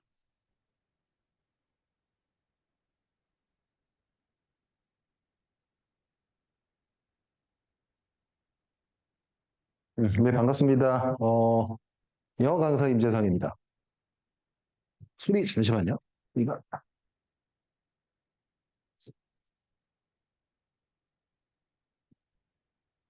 네, 영어 강사 임재상입니다. 반갑습니다. 그 화면에 이게 잘 보시는지 모르겠는데요. 화면이 조금 잘 안 나오시면은 뭐 챗으로 좀 남겨주시면 제가 조금 화면 조정을 좀 할게요. 일단은 문제 없는 걸로 일단 간주를 하고 시작을 하겠습니다.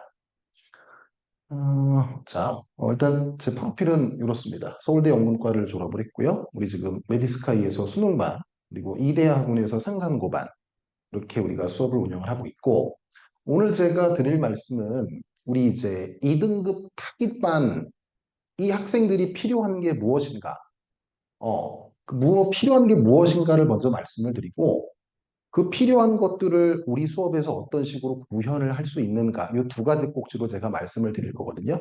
자, 그러면 바로 진행을 해보겠습니다. 일단 기본적으로 그 영어는 크게 보면 레벨 1과 레벨 2, 다시 한번 레벨 1과 레벨 2의 유형의 문항들로 나눠진다라고 일단 생각을 해주셨으면 좋겠어요. 레벨 1이 뭐냐면 어휘랑 문장, 다시 한번 어휘랑 문장, 다시 한번 어휘랑 문장. 우리가 어휘랑 문장은 우리가 유치원, 초등학교, 중학교, 고등학교 1, 2학년 때까지 무수히 반복해왔던 영어 훈련입니다. 그러니까 그냥 잘할 필요가 없습니다. 그냥 흐름에 맡겨서 쭉 이런 기본적인 과정만 해왔다면 레벨 1에 대한 준비는 다 되었다라고 생각하셔도 괜찮아요. 자, 근데 문제는 뭐냐? 수능에서 레벨 1에 해당하는 유형이 다음과 같습니다. 듣기, 목적, 신경 분위기, 내용 일치, 장문 독해. 이것들을 쭉 합치면 점수가 몇 점이냐? 56점이 나오고요. 56점은 5등급입니다. 사실 5등급은 글쎄요. 5등급으로 갈 대학은 없습니다. 갈 대학은 없고요. 자, 그래서 이 레벨 1을 잘한다 그래서, 즉 내가 이 단어랑 문법이랑 듣기를 잘한다 그래서 영어 점수가 잘 나올 거다. 이거는 여러분들의 착각이다라고 생각을 하시면 될 것 같아요. 자, 그러면 레벨 1이 아니고 우리는 레벨 2로 빨리 넘어가야 되겠구나라고 생각을 판단을 하셔야 되겠죠. 자, 레벨 2도 크게 두 꼭지로 나뉘거든요. 한 꼭지는 A류라고 제가 명명을 했고요. 또 다른 꼭지는 뒤에 나오지만 B류다라고 제가 명명을 했습니다. 자, 레벨 2 중에 A와 B를 제가 구별을 한 건 난이도 차이입니다. 레벨 2에 A랑 B를 나눠놓은 건 난이도 차이입니다. 자, 그럼 대체 레벨 2는 뭐냐면 아까 제가 레벨 1은 문장, 어휘, 아주 미시적인 차원의 학습을 레벨 1 유형이다라고 말씀을 드렸잖아요. 그럼 레벨 2는 무엇인가? 한번 생각을 해보세요. 문장과 어휘 수준을 넘어서는 게 뭘까요? 문장은 센텐스죠. 센텐스가 쭉 합쳐지면 뭐가 만들어지나요? 파라그래프, 문단이 만들어지고 그 문단의 논리 구조를 다시 한번 문단의 논리 구조를 문단의 논리 구조를 정확하게 산수처럼 그림으로 그려낼 수 있는 능력을 갖추고 있으면 레벨 2 문제를 드디어 풀 수 있는 힘이 생기는 겁니다. 이걸 제가 우리말로는 보통 도식, 영어로는 스키마라고 얘기를 하는데 이 능력이 잡혀 있지 않으면 고3 수능 레벨 2 문제는 사실상 풀 수가 없다라고 생각을 하셔야 돼요. 그래서 보통은 영어 회화나 아니면은 문법이나 아니면은 뭐 보카를 잘 많이 학습을 했던 그러니까 영어에 나름 좀 자신이 있는 학생들이 고3 와서 깨지는 이유가 애초에 고3 수능은요. 고1, 고2 수능 안 됩니다. 고1, 고2 수능 모의고사는요. 거의 문장 단위의 어떤 그 번역만 하면 어느 정도 풀 수 있는 유형으로 문제를 난이도를 맞추기 때문에 고1, 2 수능으로 고1, 2 수능을 봤을 때 내가 점수가 나쁘지 않아. 이렇다 그래서 고3도 잘 나오겠지라고 생각을 하시면 그게 문제가 되는 거예요. 고3 수능은 완전히 다른 판입니다.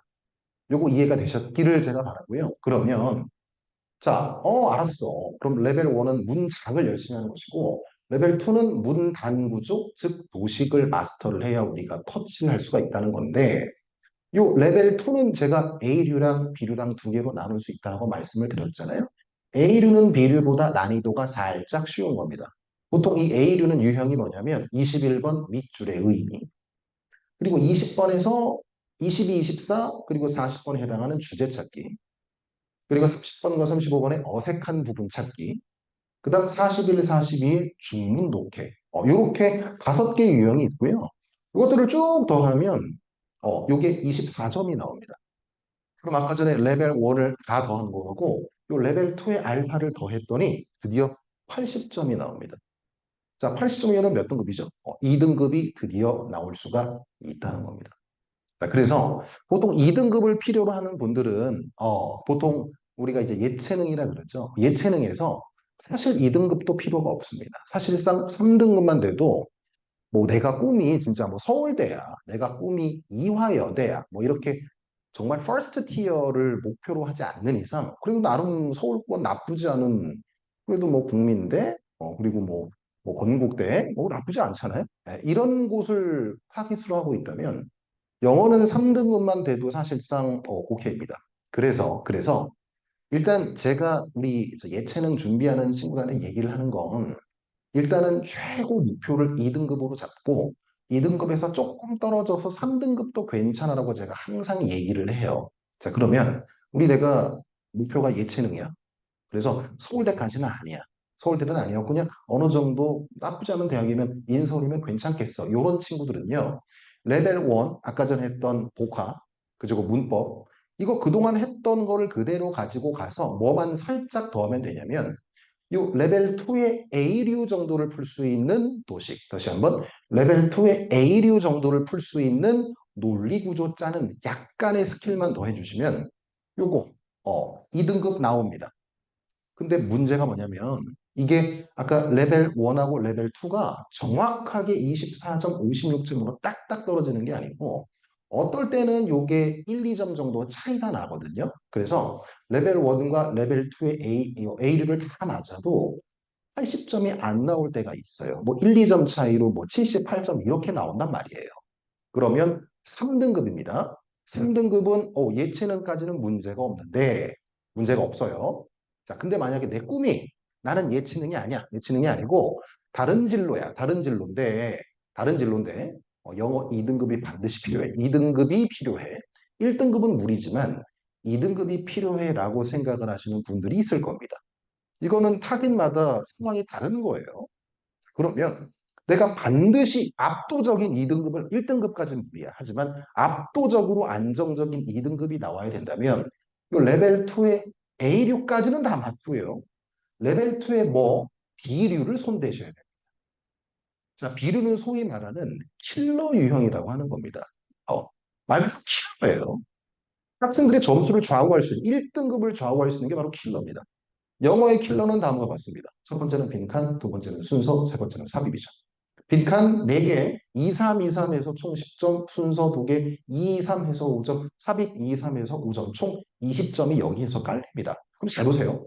아까 전에 레벨 1과 레벨 2의 A류를 다 맞으면 78에서 80 정도가 왔다 갔다 한다고 말씀드렸습니다. 자, 거기에서 레벨 2의 B류 중에서 4분의 1, 4분의 1, 그럼 20점에서 나누기 4 하면 5점이거든요. 4분의 1 정도만 맞춰줘도요, 안정적으로 2등급 넘어섭니다. 안정적으로 2등급이 나올 수가 있어요. 자, 이해되셨나요? 그러면, 오케이. 자, 결국에는 레벨 1은 무조건 다 맞아야 돼요. 레벨 2는 무조건 다 맞아야 되고요. 여러분들이 목표가 3등급, 2등급, 3등급, 2등급 이 정도에 내가 일단 안착해야 된다라는 확실한 목표가 있으면 레벨 1에서 멈추면 안 된다. 뭐로 넘어가야 된다? 레벨 2로 반드시 넘어가야 된다. 자, 레벨 2는 뭐를 뛰어넘는 거라고요? 문장 수준을 넘어서 문단의 논리 구조를 빨리빨리 문단의 논리 구조를 쉽게 짤 수 있는 도식 능력을 학습하는 게 필승 전략이다라고 말씀을 제가 드리는 겁니다. 근데 내가 그 학생들이 마치 선생처럼 이 강사들처럼 막 도식 이 논리 구조를 막 처음부터 막 100%막 잘 짜고 그럴 필요가 없다는 거예요. 왜요? 우리한테 필요한 건 뭐다? 이 레벨 2 베타류의 4분의 1 정도만 맞을 수 있는 그런 수준. 4분의 1 정도만 맞을 수 있는 25% 맞을 수 있는 그런 수준이면 여러분들도 저처럼 할 수 있어요. 엄청나게 어려운 이 킬러가 지금 빈칸 순수함이 총 8개거든요. 8개 다 맞을 필요 없잖아요. 8개 중에 몇 개? 8개 중에 2개만 맞으면 된다. 이런 얘기입니다. 그 2개 정도면 3점짜리 제끼고 2점짜리로만 승부를 볼 수 있거든요. 2점짜리 2개로만 승부를 볼 수 있거든요. 그럼 그거 어떻게 한다? 2점짜리 2개를 골라서 구조를 짜는 우리가 훈련을 하면 그 훈련 정도는 충분히 여러분들이 이게 아무리 킬러 문제라 하더라도 2점짜리 수준이면 충분히 적용하고도 남는다라고 말씀을 드리는 거예요. 자, 만약 이러다가 내가 이제 어느 정도 감도 익혔어. 어느 정도 논리 구조를 짤 수 있는 이게 별거 아니거든요. 이따가 제가 뒤에서 보여드리겠지만 별게 아닙니다. 이걸 하다가 어느 정도 이제 조금 윤활유가 돌아서 점수가 나오기 시작해. 이제 안정적으로 2등급이 나오고 일단 3등급이 먼저입니다, 여러분들. 3등급 깔고 2등급이 나와 있지. 2등급 초중반이 나와. 욕심이 생기거든요. 그럼 이제 1등급도 바라볼 내가 원래는 국민대 이 정도였다가 이제 서울대도 한번 가볼 수 있고 물론 서울대는 수학을 해야 되겠지만 그죠? 자, 뭐 아무튼 욕심이 생기면 별거 없습니다. 욕심이 생겼다 그래서 뭘 추가적으로 공부하는 게 아니에요. 그냥 제가 도식을 자꾸 부르짖는 이유가 이 도식은 공부의 방향이거든요. 방향을 잡고 이 레벨 2 베타류에 우리가 버렸던 좀 어려웠던 문제들을 하나하나 도전해 보면 되는 겁니다. 요거 이해되셨나요? 결국 문장에서 뭐로 나가라? 문단으로 확장시키라. 이게 답니다. 그걸 확장시킬 수 있는 방법은 뭐다? 도식이다.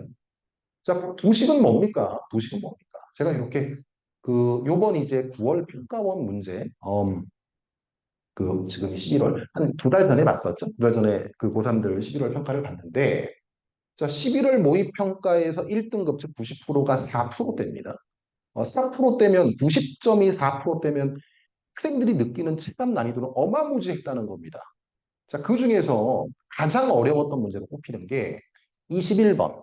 21번. 자, 제가 아까 21번은 뭐라고 말씀드렸나요? 21번은 원래는 킬러가 아닙니다. 원래는 레벨 2의 베타가 아니라 레벨 2의 레벨 2의 A 수준이었는데, 요번 부평에서는 21번이 보통 레벨 2의 베타가 어려운데, 요번에는 이 레벨 2의 B가 아니라 요 A에 해당하는 21번에서 와장창 틀렸다. 그 이유가 있습니다. 이유가 있어요.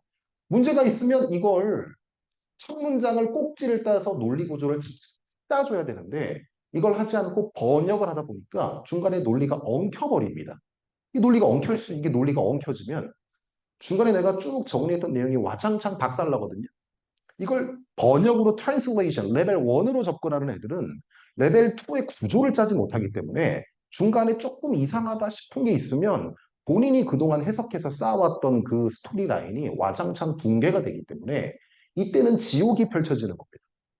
그래서 밑줄 친 게 사실 별거 아니거든요. 별거 아닌데 애들은 번역을 하다 보니까 핵심, 논리 구조, 주제를 놓치게 되고 거기에서 안타깝게도 오답을 고르는 그런 현상이 계속 반복이 돼요.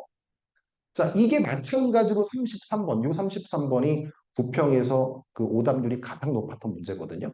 요거를 제가 한번 여러분들, 글쎄요, 이게 재미있을지는 모르겠지만, 저랑 한번 한 1분 정도 걸릴 것 같은데요. 1분 정도 한번 시간을 내서, 요게 33번 문제가 잘 보이시나 모르겠네. 33번 요 문제가 진짜 이게 오답률이 1등일 정도로 어려운 문제일 것인지, 이게 아니면은 우리 엄마들도 할 수 있는 그런 문제인지 한번 저랑 제가 도식 방법을 설명을 하면서 요걸 한번 가볍게 풀어볼까 합니다. 괜찮겠어요? 괜찮으시겠나요? 그럼 괜찮다고 한번 가정을 하고 한번 차근차근 한번 보겠습니다. 자, 도식 번역이 아닙니다. 도식은요, 이 패러그래프의 논리를 짜는 거라고 말씀을 드렸습니다. 패러그래프의 논리를 짜는 건 무조건 첫 문장과 두 번째, 이 글의 대가리 부분을 차분히 정리를 하는 것부터 시작을 합니다. 뭐라고요? 글의 앞부분, 글의 앞부분, 글의 앞부분, 서두의 핵심을 정확하게 정리하는 것에서부터 시작합니다. 볼게요. An invention이 발명이라는 뜻이잖아요. discovery도 같은 말, 비슷한 말입니다. 발명, 발견, 비슷한 말이죠. That is too far ahead of its time. 즉, 그 발견의 시간보다 너무 앞서서 이루어진 그런 발견들 또는 발명들, 즉 발명이 있는데 너무 시대에 앞선 그런 발명, 이런 얘기입니다. 너무 앞선 발명입니다. 너무 앞선 발명이 주어예요. 그것은 is worthless. worthless는 가치가 있는 거예요. worthless니까 가치가 없는 겁니까? 가치가 없는 거, 마이너스입니다. 그러면 저는 이걸 어떻게 정리하라 그러면, 시간에서 너무 떨어지면, 타임에서 너무 멀면 마이너스다라고 옆에다가 정리를 하게끔 제가 시킵니다. 이것부터 출발을 하는 겁니다. 자, 그리고요, 뭘 판단하게 하냐면, 이렇게 첫 문장을 정리해 놓고, 이 첫 문장이 잠정적 진술이냐, 단정적 진술이냐를 구별하게 시킵니다. 이게 왜 중요하냐면, 보통 잠정적 진술이다라고 하는 건 카더라라는 서술어가 들어오면 다 잠정이거든요. 즉 누구누구에 따르면 뭐뭐라고 하더라. 혹은 뭐뭐처럼 보이더라. looks like. 뭐뭐처럼 보이더라. seems like. 이런 것들 있죠. 혹은 according to somebody. 누군가에 따르면 이거라고 카더라라고 하는 진술들은 100% 잠정적 진술이고 그게 아닌 것들은 그거의 여집합들은 전부 다 단정적 진술이다라고 보통 얘기를 하거든요. 그럼 잘 보세요. 그럼 이거는 너무 앞서서 발견된 그 발명은 가치가 없다 합니다. 가치가 없다라고 하더라가 아니라 가치가 없는 것처럼 보인다가 아니라 가치가 없다라고 단정적으로 끝나죠. 그럼 첫 문장은 오케이. 너무 타임에서 너무 앞서면 너무 시간이 너무 앞선 발명은 마이너스입니다가 단정적 진술입니다. 이걸 제가 왜 구별하라고 하냐면 첫 문장이 잠정이면 글을 쭉 읽다가 글의 절반 부분이 지나기 전에서 역접이 발생할 수가 있습니다. 역접은 뭐냐면 논리가 바뀌는 거거든요. 논리를 뒤집는 걸 우리가 역접이라고 보통 얘기를 합니다. 근데 첫 문장이 단정이면 절대 그런 일은 발생하지 않습니다. 이건 여러분들이 어떤 논문을 보시거나 국어 비문학을 보시거나 영어 지문을 보시거나 아무 상관이 없어요. 그거를 잘 한번 보셔야 돼요. 자, 그러면 단순하죠. 너무 앞선 발명은 마이너스다. 끝났어요. 그러면 이 글은 처음부터 끝까지 중간에 무슨 내가 단어를 모르든 뭐 중간에 뭔 말인지가 모르는 게 아무 상관이 없어요. 이 글은 처음부터 끝까지 뭔 얘기입니까? 첫 문장과 논지가 같은 얘기를 계속 부르짖는 순접 구조의 글이다라는 것만 잡고 가시는 겁니다. 근데 학생들이 이거를 배워본 적이 없기 때문에 그냥 번역만 주구장창 훈련을 했기 때문에 이렇게 쉬운 걸 못해요. 그럼 잘 한번 생각을 해보세요. 자, 그럼 이 글의 주제는 뭐가 될 겁니까? 너무 뭐에서 멀어지지 말라. 시간에서 너무 멀어지지 말라가 이 글의 주제입니다. 됐죠? 조금만 더 볼게요. 의심이 되시면. 자, 아이디얼리는 이상적으로죠. 이상적으로는 최고란 뜻입니다. 무튼 이상적으로 on innovation이 혁신이죠. 혁신이란 것은 이상적으로 opens up. opens up은 뭔가를 열어주는 거죠. 뭘 열어주냐면 only the next step. 바로 다음 단계를 딱 열어준대요. 여러분 바로 다음 단계만 딱 열어주는 게 이상적으로 혁신이 갖춰야 되는 좋은 자질이라고 합니다. 여러분 바로 다음에 거를 딱 열어주는 게 멀리 있는 걸 건드는 거예요. 멀리 있지 않은 바로 다음 순간 정도만 건드려주는 거죠. 멀리 있지 않는 바로 다음 순간만 딱 열어주는 거 아시겠습니까? 어때요? 첫 문장과 두 번째 문장 그냥 논지가 같은 소리를 반복하고 있다는 겁니다. 반복하고 있는 거예요. 이거를 파악을 해야 마음이 편합니다. 아, 그렇구나. 하나만 더 보겠습니다. overly는 과도하게죠. 과하게. futuristic은 미래지향적. 여러분 잘 보세요. 미래지향적이긴 한데 근접한 게 아니라 너무 오버했어. 그럼 overly하게 미래지향적인 건 이 시간이 발명을 했을 때 그 시간이 너무 그 시간을 너무 앞선 겁니까? 아니면 너무 그렇게 앞서지 않은 겁니까? 너무 과도하게 앞선 거죠. 그러면 생각을 하셔야 돼요. 아, overly하게 futuristic한 건 플러스일까요? 마이너스일까요? 당연히 마이너스가 될 겁니다. 어디 있죠, 저게? Overly futuristic하고 unconventional하고 또는 visionary한 invention은 그건 can fail, 망할 겁니다라고 여기 마이너스가 이렇게 동사로 제시가 되지 않습니까? 그럼 끝난 거예요. 아, 확인됐구나. 그리고 나서 그 다음 문장을 봤더니 그레고리 멘델이라는 무슨 과학자가 나와. 아마 멘델의 유전자 아마 완두콩 가지고 이렇게 유전자 하는 거 아마 기억이 나실걸요? 그 얘기가 갑자기 나와요. 자, 여러분들 이 갑자기 중간에 글을 보다가 사람 이름이나 아니면은 특정 연구 얘기가 나오면 이건 100% 예시라고 하는 거거든요. 여러분 예시는요. 어차피 이거는 다 같은 말인데 특히 예시라는 건 앞에 있는 첫 문장의 논리 구조를 그대로 갖다 쓰겠다라는 논리적 장치를 예시라고 보통 얘기를 합니다. 그러면 읽어보나마나 그레고리 멘델은 어떤 사람이겠습니까? 아까 전에 위에 뭐라 그랬어요? 너무 시대에서 너무 앞서간 발명은 마이너스일 것이고 근데 시대랑 조금 가까워진 거는 바로 다음 거를 탁 열어주는 좋은 혁신일 것이라는 얘기가 나올 것 같지 않습니까? 그렇죠. 그렇게 믿으셔야 돼요. 그게 논리적인 구조에 맞는 겁니다. 그래도 딱 봤더니 맨델이 처음에 무슨 맨델의 1865년 이론이 있었는데요. 이게 ignored, 개무시를 받았다는 내용이 나옵니다. 얼마 동안요? 35년간. 그럼 35년간 얘는 마이너스였다는 겁니다. 왜요? 너무 앞섰으니까. 당연한 거겠죠. 논리가 같은 겁니다. 그리고 나서 시간이 조금 흐릅니다. 시간이 조금 흘러서 빈칸이 나와죠. 자, 빈칸은 뭐냐면 decades later, 아, 수십 년이 지났어. 수십 년이 지났어. 그럼 시간이 지났죠. 그럼 시간이 지났으니까 어때요? 처음에는 너무 앞선 발명이었지만 시간이 수십 년이 지났으니까 이제 너무 앞선 발명이 아닌 겁니다. 딱 타이밍이 좋았던 거죠. 그럼 이제 맨델의 발명은 플러스가 될까요? 마이너스가 될까요? 당연히 플러스가 됩니다.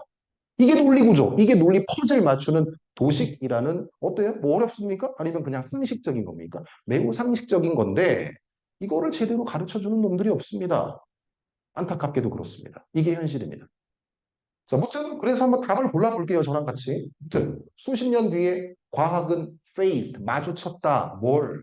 맨델의 발견이 답을 할 수 있는 그런 urgent question, 그런 급한 문제들에 맞닥뜨리게 되었는데, 오케이. Now, 이제는 his insight, 그의 통찰은 맨델의 통찰이겠죠? 빈칸입니다가 나왔어요. 자, 그럼 빈칸엔 뭐가 나오겠습니까? 이제 시간이 줄었으니까 바로 다음 거를 탁 열어주는 그런 좋은 혁신이야. 플러스야가 나오겠죠. 그렇게 생각을 해놓고, 아, 플러스구나. 플러스구나를 해놓고 A, B, C, 1, 2, 3, 4, 5 중에 정답을 골랐어야 됐는데, 한번 골라보시겠습니까? 아, 너무 시간이 없나요? 그냥 한번 제가 그냥 바로 말씀드릴까요? 이게 최다 오답이요. 5번에서 나왔습니다. 5번. 5번이 뭐냐면 그 대중들의 acceptance는 인정이잖아요. 쌤, 대중들의 인정이면은 플러스 아닙니까? 맞아요. 근데 왜 틀렸습니까? 앞에 동사를 보시면 regain이라는 말이 있죠. regain이 뭐예요? 다시 얻다. 다시 얻는 건 한 번 뺏겼던 걸 되찾는 겁니다. 여러분 아까 너무 그 앞서간 발명 또는 발견은요. 처음에는 좋았다가 나중에 마이너스가 됐다가 다시 플러스가 되는 겁니까? 아니죠. 애초에 마이너스였다가 애초에 마이너스입니다. 그러다가 시간이 지나서 점점 이제 좋아. 그렇게 동떨어진 게 아니야. 시간적인 프레임이 점점 좁아지면서 플러스로 바뀌는 거지. 원래 플러스였는데 마이너스였다가 다시 플러스를 되찾는 게 아니란 말입니다. 근데 애들은 대충 감으로 오케이, 감으로 가다 보니까 정답 5번을 골라버려요. 그래서 아장난 그런 케이스가 33번입니다. 정답은 4번이죠. 4번은 뭐예요? 아, only one step away. 뭐예요? 멀리 떨어지지 않고 겨우 한 발짝 정도 떨어진 수준이다. 어떻습니까? 타임 프레임이 되게 좁아졌다. 이거랑 같은 말 아닙니까? 그래서 정답이 5번이 아니고 4번이 되는 거예요. 자신감이 좀 생기지 않나요? 이 정도 수준이에요. 이 정도 수준입니다. 이걸 번역으로 하는 애들하고 이거를 논리 구조를 차분하게 짜는 친구들하고 압도적으로 그 퀄리티는 다를 겁니다. 당연히 학습의 퀄리티가 달라지면 당연히 퍼포먼스의 결과도 달라지겠죠. 자, 이해되셨나요? 이게 바로 도식의 파워입니다. 이게 바로 도식의 힘. 다시 한번 도식. 뭐가 아니고요? 문장 단위, 센텐스에서 벗어나서 패러그래프를 읽어내는 도식의 파워를 갖추시기를 바랍니다. 이게 바로 2등급, 3등급, 더 욕심나면 1등급까지 갈 수 있는 핵심 키워드다라고 말씀을 드립니다. 자, 이게 뭐 도식 샘플인데요. 샘플인데 한번 그냥 보이시는 대로, 이렇게 그 수능 문제가 뭐 빈칸이 됐건 다 똑같아요. 빈칸이 됐건 밑줄이 됐건 뭐 순서가 됐건 뭐가 됐건 다 똑같습니다. 방식은 방식은 논리 구조를 짜는 거. 그 이상 그 이하도 아닙니다. 그래서 이렇게 쫙 있으면 논리 구조를 이렇게 짜서 산수처럼 답을 골라내는 그런 훈련을 시키는구나라고 생각하시면 됩니다. 자, 그렇고요.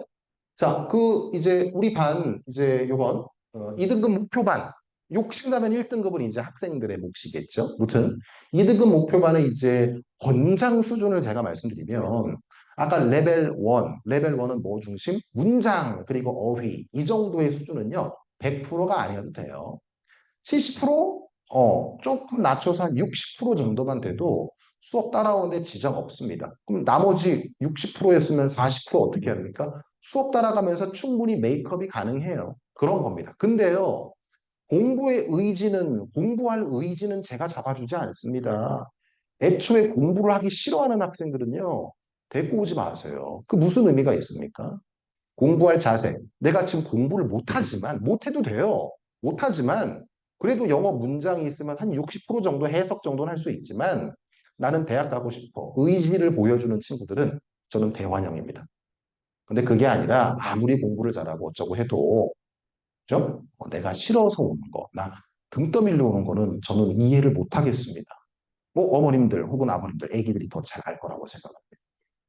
자, 그리고 레벨2의 알파류, 레벨2의 A류, 뭐 A류, 알파류 비슷한 말인데요.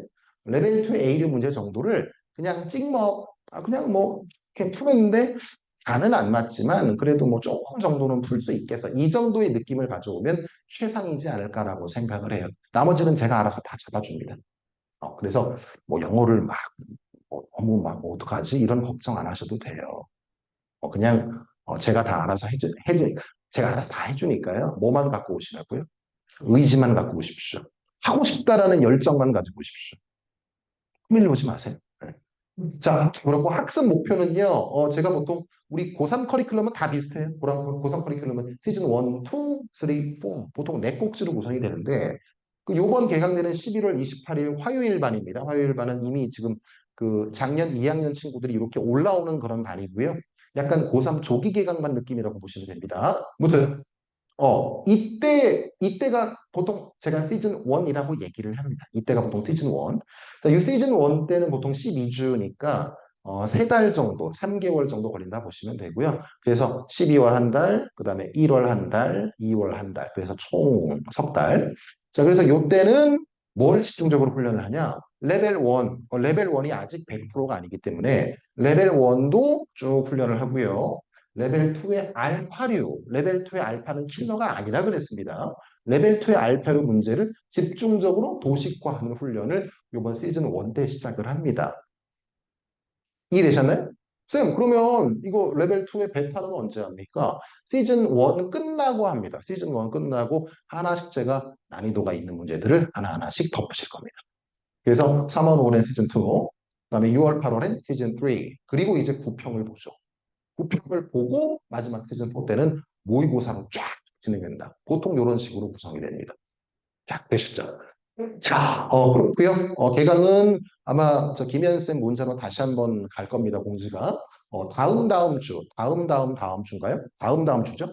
11월 28일 화요일 저녁 6시 반, 9시 반 메디스카이랩 학원으로 보내주시면 될 것 같고요. 수업 교재는 제가 다 준비를 합니다. 제가 다 준비를 하고 고3 수능 독해, 당연히 수능 독해 도식을 배울 수 있는 최적화된 교재를 가져갈 거고요. 그다음 복화. 복화는 욕심내지 마세요. 복화는 제가 그냥 남들 하는 만큼만 하면 됩니다. 복화 가지고 차별화가 안 돼요. 복화는 그래봤자 무슨 수준이다? 레벨 1 수준이기 때문에 복화 가지고 아무리 공부를 해봤자 수능 점수랑 상관이 없습니다. 그리고 오답 노트입니다. 오답 노트가 너무 중요해요. 그러니까 저는 아무리 공부를 잘하는 무슨 외고생이네, 무슨 뭐 자사고생이네, 뭐 영재고생이네 어쩌고 다 봤는데요. 제 학생들은 오답 노트 안 하더라고요. 근데 누구는 그렇게 오답 노트를 미친 듯이 하는지 아세요? 재수생들은 그렇게 합니다. 왜냐? 본인들, 아니, 그 재수생들도요, 이상한 데서 온 애들이 아니에요. 다들 명문고, 다들 명문, 뭐, 예체능 준비하는 애들, 다 이미 겪어봤던 애들이에요. 근데 그 친구들은 왜 재수할 때 오답노트에 목숨 거냐면, 해보니까 아는 겁니다. 해보니까. 알겠죠? 그래서, 우리 대학생들도 재수하는 법 없잖아요. 물론 요즘 재수가 1년 기본 이딴 소리를 하지만, 그런 게 어딨습니까? 내가 한번 갈 수 있으면 한 방에 가야죠. 무튼 그래서 오답 정리가 가장 중요하기 때문에 제 자체 교재가 오답 노트 이렇게 세 가지로 구성을 해서 수업을 진행할 것이다라고 생각을 하시면 될 것 같습니다. 과제가 당연히 오답 정리고요. 그다음에 복화 테스트 준비 그리고 마지막으로 이제 저랑 수업을 일주일에 한 번밖에 안 하니까 그리고 나머지 일주일을 본인이 해도 되는데요. 제가 서비스로 일주일에 하루를 제가 애들하고 정해서 학생들이 스스로 저 셀프 도식 공부를 하고 그거를 사진을 찍으면 제가 일일이 확인을 해주는 그런 그 뭐라 그럴까요? 셀프 과제 데이 그걸 저랑 하루 정합니다. 그리고 그때 사진을 찍어서 매주 20문항 정도면 딱 좋습니다. 더 하려고 하면 좋은데요. 오케이? 뭐 더 해서 나쁠 건 없습니다. 근데 너무 과하게 할 필요는 없고요. 한 주에 20문항 정도. 20문항 정도면은 주말 빼고 이제 5일이 이제 그 월데이인데 뭐 나누면은 뭐 하루에 4문항 정도거든요. 하루에 4문항 정도를 꼼꼼하게 도식으로 정리를 하시는 게 지금은 필요한 과제다. 그렇게 생각을 하시면 될 것 같습니다. 네, 뭐 이렇게 일단 그 설명을 마쳤고요. 일단은 여러분들 제일 중요한 건 마음가짐입니다. 그래서 글쎄요, 이게 엄마가 시켜서 글쎄 여러 가지 이유가 있겠지만 여러분들도 뭐 글쎄 그 꽂히는 의지를 좀 불태웠으면 좋겠습니다. 대학 가면 뭐 대학 가서 뭐 대학이 모든 걸 해결해 주지는 않지만 어쨌든 좋은 대학을 가면 기회가 많아지는 건 팩트니까요. 그래서 사실 되게 영어가 절대평가가 된 이 시점은요, 상대평가보다 아무튼 점수 확보하기에는 훨씬 좋은 판이기 때문에 이 기회를 놓치지 말고, 언제 또 상대평가로 바뀔지 모르잖아요. 근데 이 기회를 놓치지 마시고 잘 준비해서 여러분들 원하는 대학교 다들 합격했으면 좋겠다는 말씀 드리고, 수업 때 등록하시는 분들은 수업 때 다시 한번 인사를 드리도록 하겠습니다. 고맙습니다.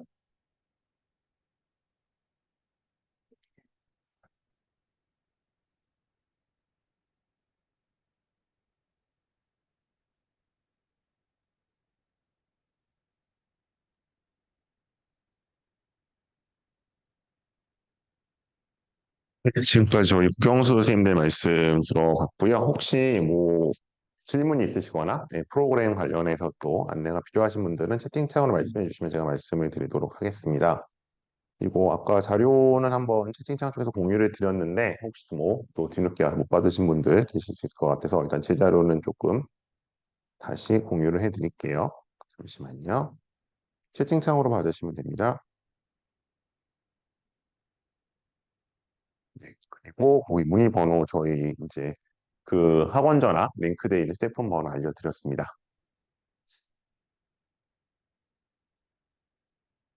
네, 저희가 일단 조금 겨울방학 프로그램 설계에 도움이 되시고 또 어쨌든 좀 조기 개강 많이 올 친구들이 있을 것 같아서 일단 좀 사전 설명에 겸해서 일찍 드렸고요. 아마 수능 끝나고 뭐 또 그 수능 결과 가지고 12월 초쯤에 또 다른 설명회로 좀 한 번 더 찾아뵙도록 하겠습니다.